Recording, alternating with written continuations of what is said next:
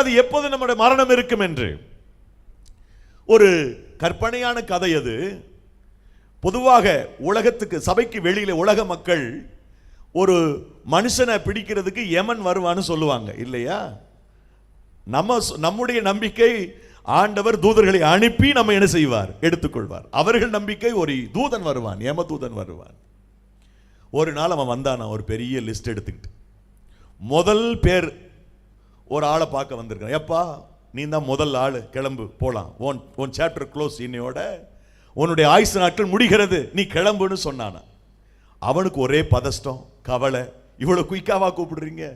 ஐயா ஒரு வருஷம் டைம் கொடுங்க, நான் சில காணியெல்லாம் ரிஜிஸ்டர் பண்ண வேண்டியிருக்குது, வீடு கட்ட வேண்டியிருக்குது, பிள்ளைகளுக்கு திருமணம் இருக்குது, ஒரு ஆண்டு கழிச்சு என்னை கூப்பிட்டுக்கோங்கன்னு சொன்னான்.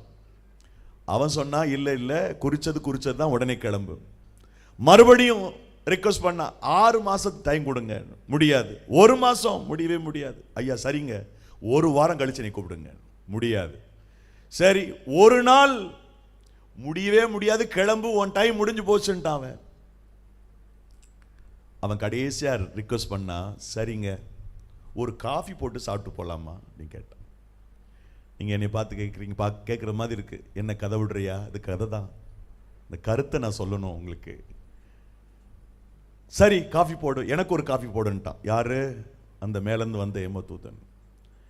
அவன் காஃபி போடும்போது இந்த ஆள் என்ன பண்ணிட்டான், யமனுக்கு போட்ட காஃபியில் நிறைய தூக்க மாத்திரை கலந்துட்டான். குடிச்சான். அவன் குடிச்சு கொஞ்ச நேரத்தில் மயங்கிட்டான்.